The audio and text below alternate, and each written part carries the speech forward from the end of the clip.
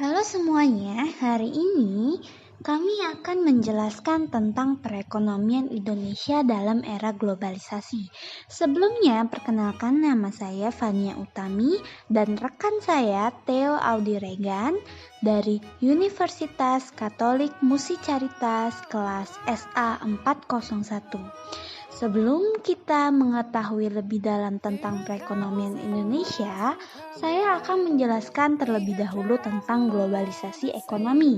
Sebenarnya apa sih globalisasi ekonomi itu? Globalisasi ekonomi secara harfiah adalah ilmu mengenai proses produksi, distribusi, ataupun konsumsi ke ruang lingkup dunia, atau dapat dikatakan proses masuknya perekonomian secara global dan lebih terbuka tanpa adanya batasan teritorial atau kewilayahan antara negara satu sama yang lain. Nah, sejalan dengan penjelasan itu, Fakih dan Agus Salim juga mengemukakan bahwa globalisasi adalah suatu proses pengintegrasian ekonomi nasional ke dalam suatu sistem ekonomi global. Nah, globalisasi juga mempunyai dampak positif dan dampak negatif. Untuk itu, kita akan mulai dari dampak positifnya terlebih dahulu. Yang pertama, dampak positif dari globalisasi ekonomi adalah meningkatnya produksi global. Nah, melalui spesialisasi dan perdagangan, maka faktor-faktor produksi dunia dapat digunakan lebih efisien.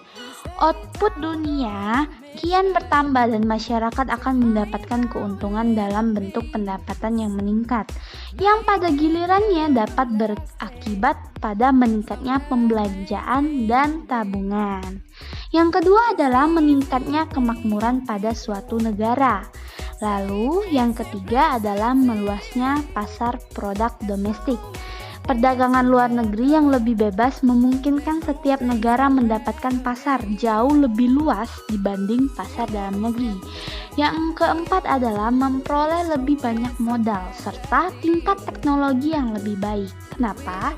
Karena modal yang dapat diperoleh dari investasi asing dan terutama dinikmati negara-negara berkembang akibat kekurangan modal dan tenaga terdidik serta tenaga ahli berpengalaman. Selanjutnya, dampak positifnya adalah menyediakan dana tambahan bagi pembangunan di bidang ekonomi.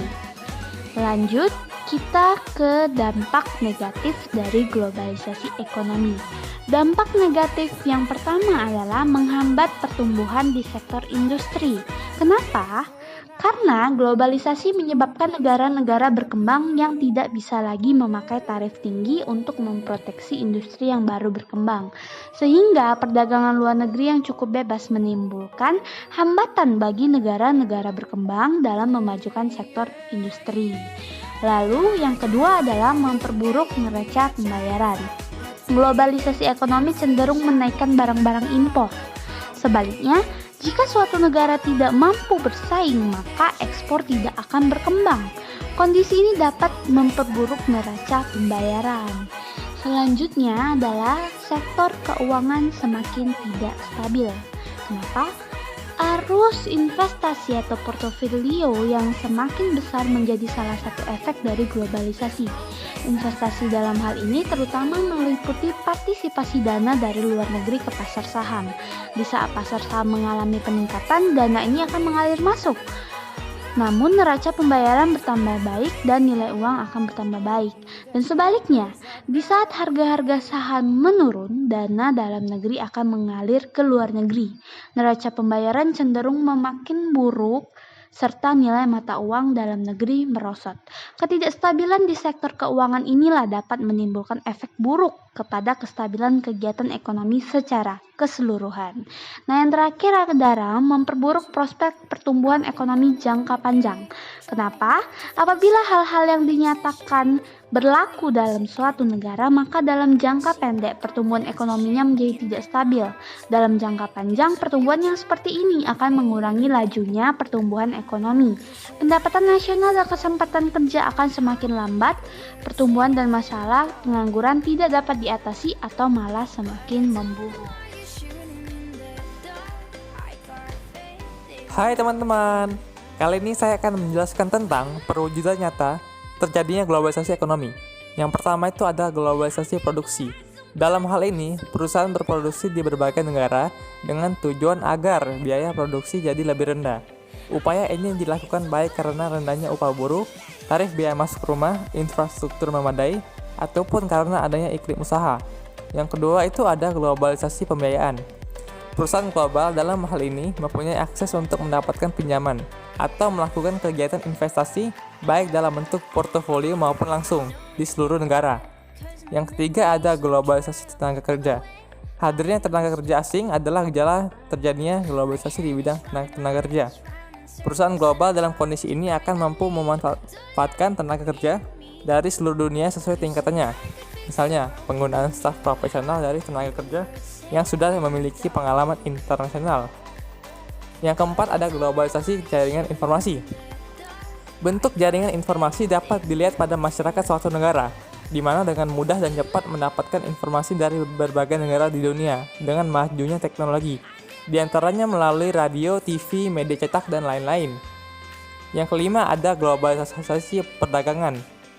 Di bidang perdagangan, globalisasi terwujud dalam bentuk penyeragaman dan penurunan tarif serta penghapusan hambatan-hambatan non-tarif, sehingga kegiatan perdagangan dan persaingan menjadi makin ketat, cepat, dan fair atau adil.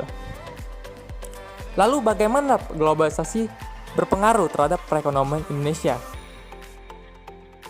Globalisasi ekonomi ini berpengaruh sangat besar terhadap 4 sektor perekonomian Indonesia seperti sektor ekspor, impor, investasi, dan tenaga kerja, merupakan bagian yang paling banyak terkena dampak globalisasi ekonomi ini.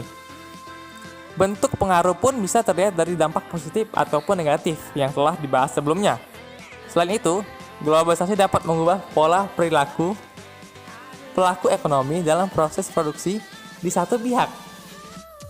Namun dalam hal ini bisa merusak kenyamanan publik. Sedangkan perubahan struktural yang mungkin terjadi dapat meliputi perubahan dalam perekonomian. Terlihat pada orientasi sektor tradisional yang mulai beralih menuju sektor ekonomi modern, di mana nantinya pasar-pasar tradisional serasa sudah tertinggalkan oleh masyarakat itu sendiri. Memang, perkembangan ini membawa implikasi pada perubahan kebijakan ekonomi. Akan tetapi, dalam perubahan ini, pelaku ekonomi haruslah sudah mempunyai kemampuan untuk mengikuti globalisasi perekonomian saat ini. Selanjutnya, bagaimana peran pemerintah terhadap globalisasi ekonomi? Pemerintah, yang pertama perlunya segera dilakukan pemberantasan KKN atau kuliah kerja nyata secara sungguh-sungguh. Pengurangan KKN hingga kondisi yang sangat minim merupakan modal yang besar untuk menghadapi era kapitalisme global. Selanjutnya, kita memerlukan langkah yang terencana untuk memperoleh manfaat yang sebesar-besarnya. Yang kedua, pemerintah perlu meletakkan kerangka kebijakan untuk memungkinkan pergerakan sumber daya ke arah sektor-sektor yang mempunyai prospek yang cerah. Hal ini dilakukan melalui kebijakan yang tidak distortif terhadap keputusan investor, termasuk memungkinkan mereka untuk mengukur tingkat risiko secara akurat. Yang ketiga, mengupayakan agar perubahan-perubahan yang terjadi berlangsung secara bertahap, sehingga memberikan waktu bagi pelaku ekonomi yang bergerak di bidang industri agar tidak kompetitif beralih ke industri yang lebih kompetitif. Yang keempat, mempersiapkan SDM agar dapat memanfaatkan peluang yang terbuka. Dalam hal ini termasuk seperti contohnya dengan mengupayakan sertifikasi keahlian yang diakui secara internasional serta pelatihan untuk mendapatkan sertifikasi tersebut. Dari dampak globalisasi yang ada, maka dapat dilakukan kiat dalam menghadapi globalisasi, yaitu seperti dalam bidang ekonomi, bangsa Indonesia perlu melaksanakan pasal 33 Undang-Undang Dasar 1945 dengan membangun kerjasama pelaku ekonomi yang terdiri dari badan usaha koperasi, badan usaha milik negara, dan badan usaha milik swasta. Daerah harus diberdayakan agar mampu menghasilkan produk-produk unggulan daerah yang dapat diangkat menjadi produk unggulan nasional. Dengan demikian, daya saing bangsa yang sangat diperlukan dalam era pasar bebas dapat tercipta. Ya, baiklah teman-teman, sekian presentasi dari kami. Terima kasih. Jangan lupa di like videonya, di share, dan subscribe.